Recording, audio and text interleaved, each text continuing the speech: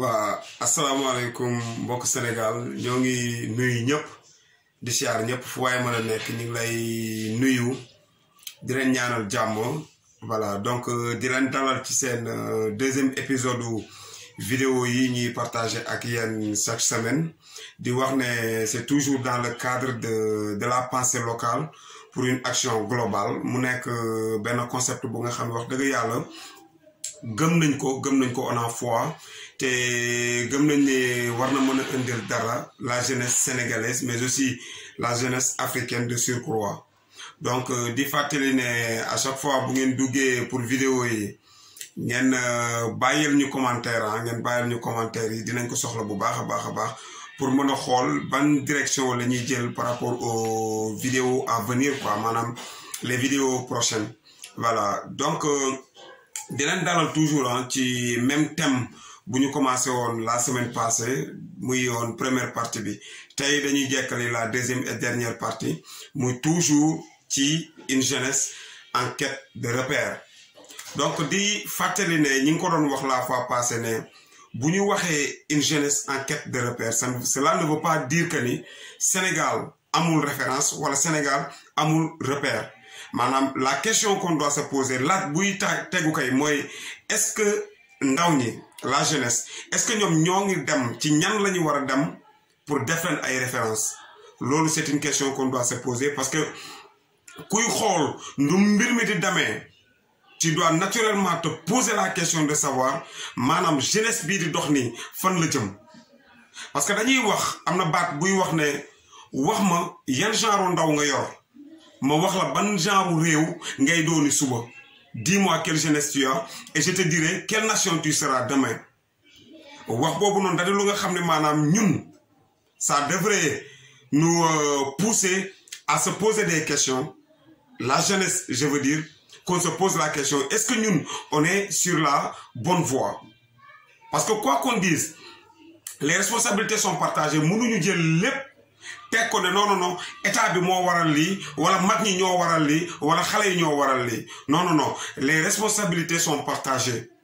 parce que man dama ne ndaw dafa am diggante bu nga xam ne boo fa tolloo maanaam nga dégg ni am nañ ay nit yu baax ñu nga xam ni jot nañu bind dara wala jot nañu wax dara ci sa réew war nga mën a dem gëstu ñooñu seen liggéey lan moo ci nekk ndax mu mën la servir yow en tant que jeune parce que ñun loolu moo ci suñu wàll la jeunesse maanaam xool lépp daal li nga xam ne dinañ ko mën a def pour jëmale suñu réew kanam bu subaa bu nit ñi di wax lan nga defal sa réew ñun ñu mën a taxaw ne lii nii lañ defaroon suñu réew quoi donc pour loolu noonu foog ñu sukkandiku ci ñu nga xam ne maanaam ñun ñoo bokk ay gis-gis ñun ñoo bokk ay ngëm-ngëm ñun ñoo bokk culture ci loolu noonu la ñu Cheikh Anta Diop maanaam doon préparer en quelque sorte bu waxee maanaam l'aliénation culturelle quand il a parlé d'aliénation culturelle lii nii am tey loolu la Cheikh Anta Diop gisoon il y a des années derrière maanaam dem ba benn instant ba nga xam ne yow sa propre culture yow sa aada da lay réer ci aada jàmbur ngay évoluer te loolu lañ nekk di gis Sénégal te Afrique aussi loolu lañ nekk di gis ci jeunesse africaine bi c'est vraiment dommage jeunesse bi booy xool maanaam diggante bu ñu toll nii dafa mel ni nga jël benn nit sànni ko ci àll maanaam sànni ko ci jungle xamul ban yoon lay jël pour ñibbi muy wër yoon quoi maanaam dafa nekk benn jeunesse bu nga xam ne c'est une jeunesse désorientée quoi te bu ñu waxee c'est une jeunesse désorientée mais par qui au fait par qui kan moo désorienté jeunesse boobu noonu parce que nit ñi dañuy faral di wax ne naar bu ndaw lu mu def ci tànt ba la ko déggee quoi maanaam naar bu ndaw lu mu def ci naar bu mag bi la ko gisee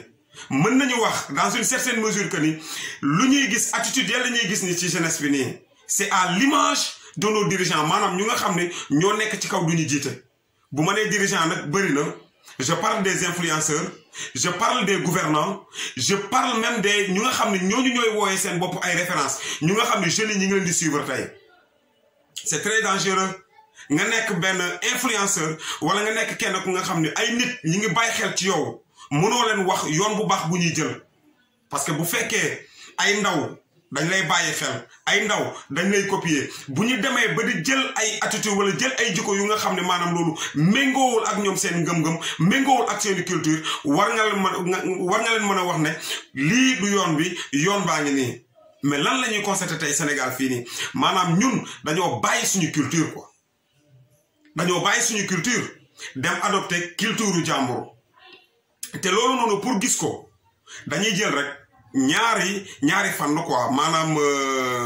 ci ñaari domaine la ñuy jël quoi muy domaine mode bi la ñuy jël ak domaine média yi ñaar yooyu noonu la ñuy jël ñi waxtaan ci. gis nga boo jëlee domaine mode bi présentement Sénégal maanaam la manière bu jeunesse bi di solo maanaam code vestimentaire bi c'est important parce que loolu dara lu nga xam ne maanaam on communique de par nos habits yére weesu nañu jamono bu nga xam ne maanaam dañuy defar yére nii pour le simple plaisir u bët yi quoi non bu ñuy concevoir ay yére dafay am message buñ ciy bàyyi les habits communiquent le code vestimentaire dafay compter ci nit mun ngeen jël nag exemple yu bëri mu mel ni Sénégal fii nga dox ba dal ci nit nga gis ko mu sol benn bàyyi laxat tu ne vas pas te poser deux questions xam nga ban boor la nekk xam nga ni murid la loolu code vestimentaire la léegi ñun lu ñu dal mooy maanaam lan moo dal jeunesse bi mooy maanaam ñun dañuy importer benn code vestimentaire bu nga xam ne maanaam yow doo mën a xam au juste code vestimentaire bi nii ñan ñoo ko moom maanaam ban askan moo ko askanoo quoi loolu aliénation culturelle la maanaam dañuy réer ci lu nga xam ne loolu sax lañ nekk di def muy maanaam la manière de s'habiller parce que boo xoolee pantalon yu jeunes yi di sol doo xam yenn genre pantalon ay pantalon délavé wala sax dañuy dem ba ñi tuddee ko pain mooy pantalon yooyu noonu ñu tuddee pain. Des fois, tu te poses la question, lii maanaam ça a été confectionné pour les filles wala pour les garçons tellement que mbir mi dafa jaxasoo maanaam da ngay dox yow doo mën a xam ndax lii nii góor yee ko war a sol wala jigéen yee ko war a sol loolu dafa am ay signes yan lay wone ci doxu maanaam marche monde bi ci marche àdduna buy dox loolu dafa am lu muy wone maanaam ñi dem ba benn diggante ba nga xam ne dootoo xàmmee maanaam lu jigéen moom ak lu góor moom loolu c'est un mauvais signe te loolu la ñuy constater maanaam Sénégal fii ne avec la jeunesse doonul lu nga xam ne ñu ngi koy rafetlu mais est-ce que jeunesse bi moom en tant que tel bu ñu soloo est-ce que ñoom xam nañ ne lu ñu sol ni ñoom ñi ngi communiquer de par leur code vestimentaire man j'en doute fort gëmuma ni ñoom xam nañ ko maanaam boo solee pantalon yooyu noonu ñuy wooyee peew nga sol ko est-ce que yow xam nga nit ñi maanaam lan moo tax ñu concevoir genre pantalon yi nii ak pour ñan lañ ko concevoir loolu yëpp lu jeunesse bi war a gestu la xool bu ñu créé pantalon bu bees mais lan moo tax ñu créé pantalon bu bees boobu y a une raison derrière am na lan moo tax ñu créé genre pantalon yooyu ba noppi jox ko ay góor lu nga xam ne en temps normal jigéen moo war a sol genre pantalon boobu mais dañ koy solloo ay góor y a une raison derrière loolu lu ñu war a gëstu la xool balaa ñu koy sol de manière aveugle quoi maanaam jël rek sol parce que c'est la mode diw sol na ko man tam dama koy sol war nañu mën a xoolaat loolu. deuxième aspect bi muy maanaam les médias plus particulièrement la télé maanaam lu ñuy imposer à la télé est-ce que suñu culture la ñuy nekk di imposer à la télé man sans doute fort boo jëlee exemple télénovelas yi nii ay culture jàmbur la ñuy importer indi xoolal. maanaam ñun dañuy nëbb en quelque sorte maanaam ñun fu ñu war a xool ñun dañuy nëbb loolu ñu imposer ñu leneen duñ ñu jox ay théâtre sénégalais ay télénovelas lañ lay jox lu nga xam ne ñu koy ñi fay nekk bokkuñu culture ak ñun bokkuñu gëm-gëm ak ñun mais ñooñu lañ ñuy forcer te conséquences yi ñu ngi koy gis plus particulièrement chez les filles ci jigéen ñi ñu ngi koy gis taux de divorce bi dafa yokku Sénégal te y a une cause à ça. parce que jigéen ñi maanaam dundatuñu normalement ñoom nu ñu waroon a dundee comme une femme sénégalaise dundatuñu ko ay beru ak sa appartement la ay sëyalu ma sa papa sëyalu ma sa yaay yow laay sëyal y a question à se poser lan moo waral ba yooyu noonu yëpp di am ay xale yu ndaw di manqué respect seeni waajur xàmmeetuñu maanaam sama papa fii laa war a yem ak moom wala sama yaay fii laa war a yem ak moom. fan la ñu jëlee culture boobu noonu ci biti lañ jëlee culture boobu noonu loolu lañ Cheikh Anta Diop doon bëgg a éviter muy l'aliénation culturelle maanaam da ngay dem ba yow sa propre culture yow daf lay réer doo xamante yow fan nga bokk te loolu danger la pour toute société boo nekkee yow da nga war a xam yow fan nga bokk da nga war a xam fan nga jógee moo ngi noonu daal donc lu ñuy suggérer comme solution mooy maanaam ñi dellu à la source bu fekkee da nga di joolaa na nga xoolaat bu baax say maam nan lañ doon dundee ba yegg si fii parce que gars yi dañ am na benn baat buy wax ne béy lu mu daan dundee ba màgget non du yoon mu koy bàyyi dem di jàpp leneen quoi voilà donc c'est pas ndax j'ai bien dit ça ou pas mais vous comprendrez certainement li ma bëgg a wax daal